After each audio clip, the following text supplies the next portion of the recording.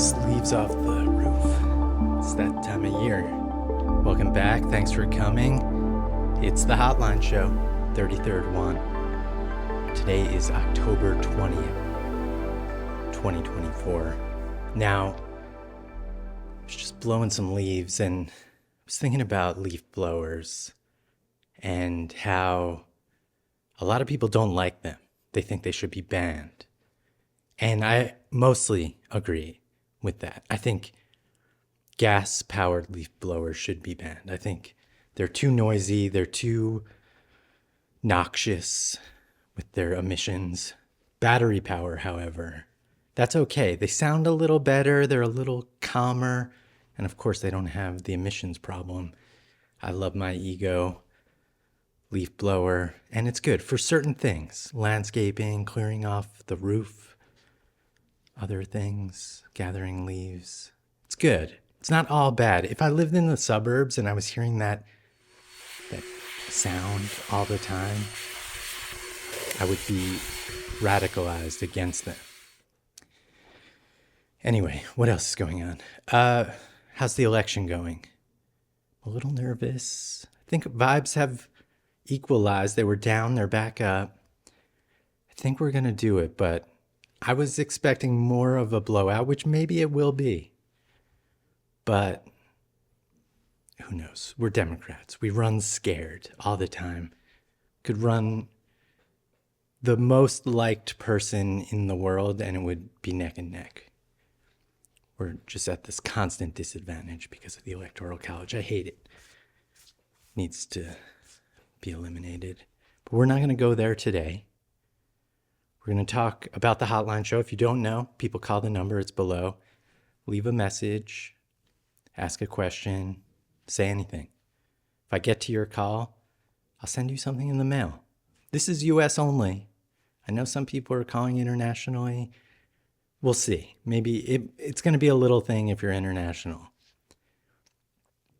I haven't heard from Peter from Germany in a while. I don't know what the story is with that. He called a few weeks back. I didn't take his call, and he hasn't called back since. So maybe he's moved on. I don't know. I know some people watch just to hear from Peter from Germany. I don't know. I don't know what's going on with that, but I'm sorry. Peter, if you're out there, we'd love to hear from you again. So that's that. We're going to get into it. 4 calls this week. We're going to go fast, I think. Let's do it. First call, Christina. Hi, Noah. It's Christina. I'm from Sacramento, California. And in your last episode, you mentioned something about, sustaining injuries from carrying around your camera and your tripod all the time. So I'm experiencing that now with a lot of neck and shoulder pain. It's my busy season for weddings and fall family photos. So I wanted to ask you, how do you deal with pain from doing something that you love and constantly feeling like you're injured, but then you always want to take photos or create and you just deal with it? So what's your advice? And also, I love your cosmos. I do a lot of gardening too, and those are my favorite flowers. So anyway, from one photographer to another that might be hurting a little bit because of your job, I feel you, and I hope all your pain goes away soon. All right, bye. Christina from Sacramento, thank you for that call. Yeah, injuries. Well, I'm sorry to hear that you've injured yourself or you're in pain. Just was hearing some chicken shenanigans. So how do I deal? It is unfortunate. I was thinking about this, actually, pain and this profession, this job that we have as photographers, and how it's a working class job. It's a blue collar job. And I don't think that many people consider it that it's this trade and we're out there and we're workers and we don't really have the benefits that a lot of other working trades have. And there's a lot of reasons for that. It's just a huge industry with lots of different niches and whatnot. But, you know, when politicians are talking about blue collar, are they talking about photographers? I think most people aren't thinking about photographers when they think of a blue collar job, but this is one, and it's hard work. And yes, it's physical, and we're out there and we're carrying equipment and we have to be active. We're not behind a desk.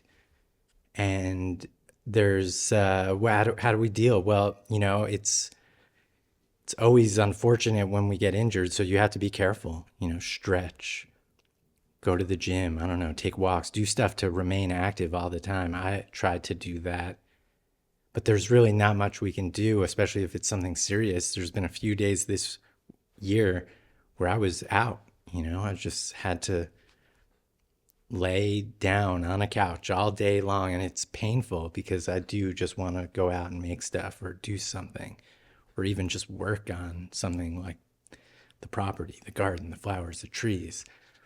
If I'm not doing photos, that's what I want to do. And, you know, it sucks to be injured. So I guess my advice is just be careful, go easy on yourself, and save as much money as you possibly can, because there is no end to this. It goes on forever. It's just one after the next, after another, after another. We're in it forever. So good luck.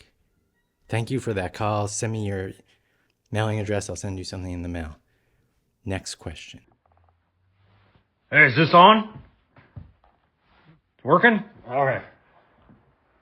Hey, it's Shitty Joe here again. I've got a question for Noah. Oh, before I get the question, I don't know if you guys really even care, but I built this marimba thing. I saw that you posted a video of that. But it breaks down. This is kind of what the top looks like, but breaks down and has legs and stuff, and it's a whole frame, and this is what a bar looks like. I don't know, can you see that okay? I don't know how many, there's tons of bars. Been doing them, shipping it to Peru, some guy buys them, I don't know exactly why. You know, Alternative Timeline, you know, is a little bit right about the whole money thing. It helps pay for all the shit, but I don't really care. I just keep building shit. Do the best I can high quality wise, but question for Noah is, we need some sort of explanation of all the animals that get into your garden area, that contraption you built. Pretty cool looking. Maybe you could take some pictures of that, or maybe even I don't know, like a hidden camera or something, so you can see all those squirrels and deer and, I don't know, you're in New York or something. Don't they have other animals up there? Bears and cougars? Oh, they have them here. But yeah, thanks for featuring me in your videos, but I'm not good at this video crap, but hopefully, am I here? I don't even know. Whatever. That's Marimba. This is my workshop. Whoop-de-doo. Shitty Joe, thank you for calling with a shitty video. That was awful. Just terrible quality. I mean, that's the lowest quality you could possibly send. I don't even know how that's possible, but I appreciate it nonetheless. It's nice to see barely your workshop there and the update on the marimba. I wonder how that sounds. Like now it's done. Yes. Yeah. I guess you were talking about the fence around the garden. The garden is split up into two sections. The front half is garden stuff, you know, food, fruits, vegetables. Fruits are outside. And then the other side is a chicken run, and that's hardware cloth all around. And hardware cloth is specifically designed to prevent animals from getting in. That said, raccoons climb over, bears can climb over it. There's no top to it. It's set up so it is tall enough that there could be a top, but it was just like an engineering problem. We could do a net. We've done the net before, but squirrels will just eat through it. It doesn't really last. And now I have trees in there and they grow up into it. It's just not ideal. So in an ideal world, it would be covered and then everything in there would be 100% protected. But by and large, if the chickens are just in that area, they're safe. Now, because of the chickens, with the chicken food, it attracts lots of animals like raccoons, deer, There's a groundhog that's coming in now. Squirrels, obviously. And then we got, oh, I've seen skunks, I've seen porcupines, definitely bear. One time a bear, I kept a bag of apples in my car, and the bear actually opened the door to the car and took the apples out. I remember waking up in the morning and being like, did I leave the door to my car open? If I can find the security footage I have, I'll put it in here so you can see.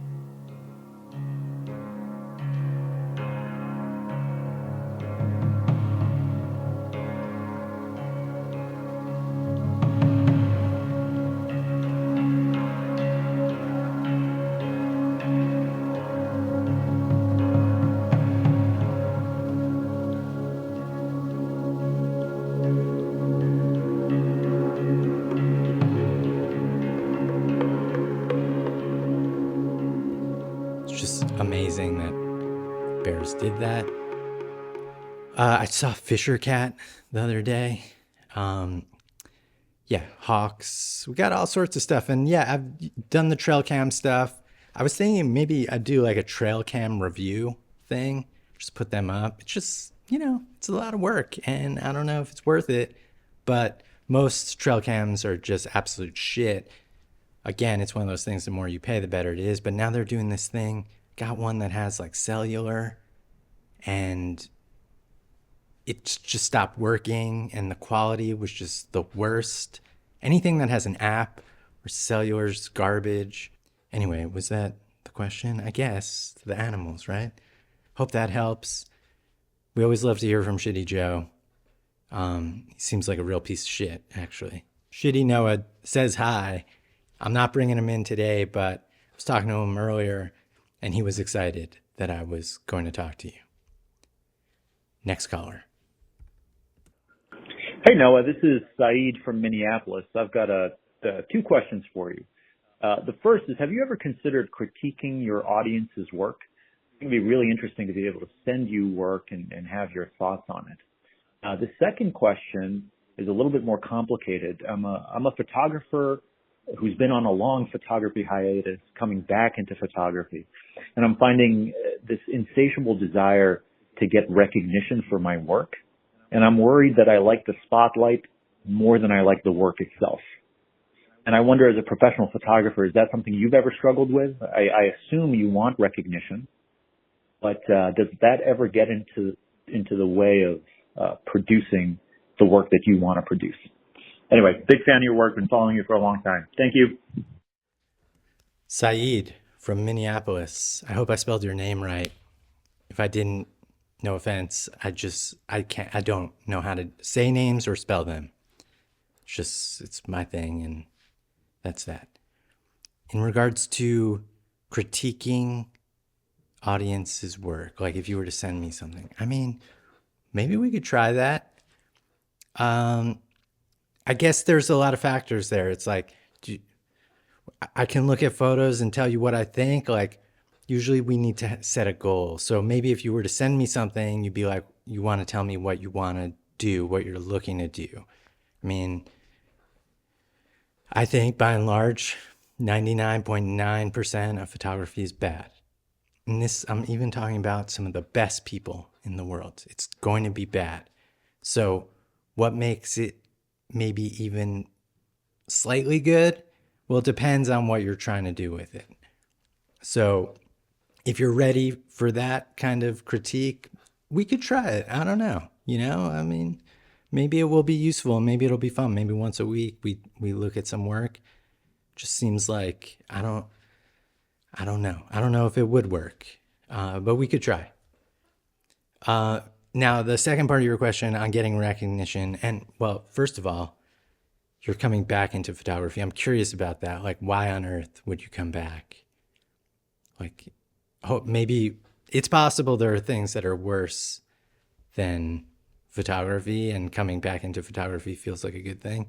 But I would think if you left, most people leave and never come back. So cool, but there's a lot of story there that I think we need to hear. Maybe if you send some work, we can get some background on that. Now, in regards to getting recognition and spotlight, and does it get in the way? Well, I mean, I've certainly had some recognition throughout my career. I've had, you know, public attention on my work, like viral moments, not just the video here on YouTube, but like pictures that I've taken that sort of got big, certain famous people. And that's cool. I mean, obviously, we like that. We want that. I think it in ways we want it because it helps get our name out and then more people call theoretically. My experience with doing things that have been big and that get big is it like gets me to a level that I think ices out a lot of potential people from calling. They think I'm too famous or too expensive and they don't even bother reaching out. I get these jobs. Sometimes, I've had the for business class to Europe and Asia and name on the door and all that stuff. And, you feel good. You feel like it's your show and it feels amazing. But usually I get to that level and then a week later, I'm shooting something for $100. And then 6 months later, I haven't worked again. So I've never really been able to like maintain that bigness in terms of like being that big photographer, which, it's ups and downs. I don't know, certain people are able to sustain that high level, but what goes up must come down. I always feel like I want it. And then when I get it, I'm not sure if I want it. So that might be part of the reason why it doesn't last for me. I think it's interesting you are finding it's getting in the way. I mean, I guess in some ways, when I've been on film sets where it's a film crew and there's a director and everyone else is doing the work and it's sort of like the director's show, there's something about that that's nice. It's like, feels like you're big and important.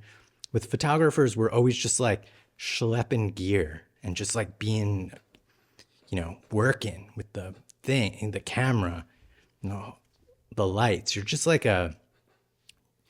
you're a guy with a tool belt. So you're always sort of diminished, at least in my experience. You can get to levels where you've got a lot of assistants around and everything's set up. They give you the camera and you take it and then everyone thinks you're a genius.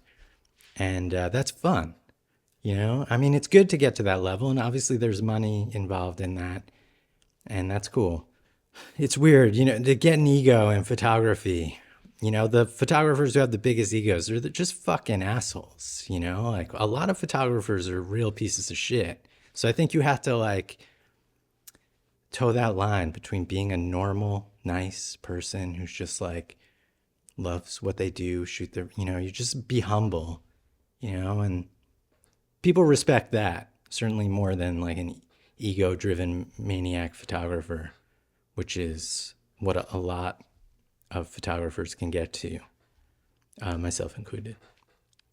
So I don't know, be in touch. Let me know. Maybe we'll do the thing. Let's chat about it. I don't know if you wanted me to look at your work specifically, but others in general. We planted that seed. We'll see what happens. Maybe it is something. One more call. Stuart from Melbourne. Hey Noah, Stuart from Melbourne, Australia again. Question for you regarding food.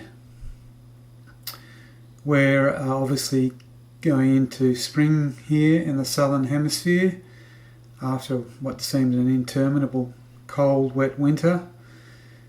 What sort of food do you eat in winter? Do you have a favourite meal that you can whip up in a single pot, or do you prefer some big, grand, spread out kind of feast when it's cold?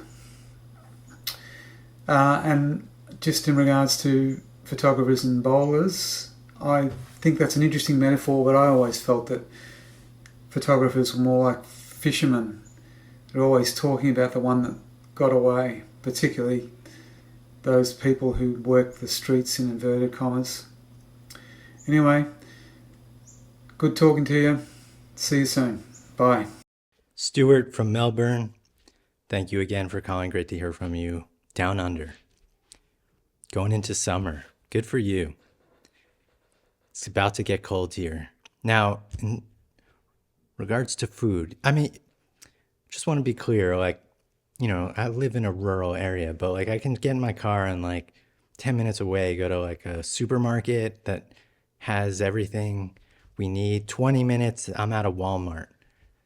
So, I'm not raising my own food to eat. I don't really do that. I'm a pretty normal person. Like I almost like everything I can get, I can get anything delivered here.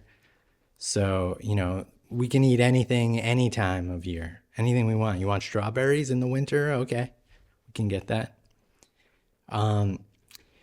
My favorite, just simple thing to do is like a pasta salad. Just cook up pasta any style. I like a rigatoni or a ziti, and then just cucumbers, tomatoes, feta cheese, olives, some Italian dressing, or some balsamic vinaigrette, sort of like a Greek thing. Mix that up. It's super easy to make. I'll eat that a lot. It's the easiest thing I'll whip up. But other than that, it's whatever, but lots of pasta and rice. I love rice. I think I like rice more than pasta. Who else out there likes rice more than pasta? I feel like that's really sort of an unpopular position, but I just love rice. So rice, stir that up. I'll do eggs with rice, like a fried rice thing. That's always good. Now, last thing you mentioned was about photographers like bowlers, which I maintain they are just the worst people, niche audience. Nobody respects them, giant egos, all that shit. But you're saying they're like fishermen because they're always talking about the ones that get away. Well, I know that sentiment. Actually, this guy, Will Stacy, wrote this whole book about that, right? Photographs Not Taken. Do you have this? A bunch of photographers wrote about the one that got away. I'm not really like that because they're always getting away. Even when I'm specifically shooting something, I'm missing it. I'm not. It's why I don't like events and things where you have to get it. I like the things where you can create it and help shape it. Not like a journalist, and I can never really be a wedding photographer or anything like that where it's like if you miss the moment it's over forever. I just don't like that sort of stress in photography. I'm always seeing stuff where it's like side of the road if I'm driving and there's someone standing there and they're doing something, and in the background there's always like interesting compositions that I see, like Gregory Crutzen type tableaus on the side of the road that I wish I could shoot, but I can't. And we're never going back. We're never turning around. We're never trying to recreate it or something. So I definitely understand that feeling, but I maintain, photographers are more like bowlers than fishermen. Also, fishermen are annoying people too. So yeah, I guess they are, and they go to random spots and just stand there and basically do something pointless. At least they get to eat. There's no guarantee we're eating. In fact, we're starving, usually. What's the point? Anyway, that's the show for today. Thanks everyone for coming. I appreciate it. Get out there, do what you have to do what you have to do. And hopefully it's fun. It's going to be it's a wild 2 weeks. I can't wait till the whole election thing is over here and it can be normal again, maybe, probably not. I don't know. So enjoy the peace, relative peace, while it lasts. And we'll see you next week. Maybe.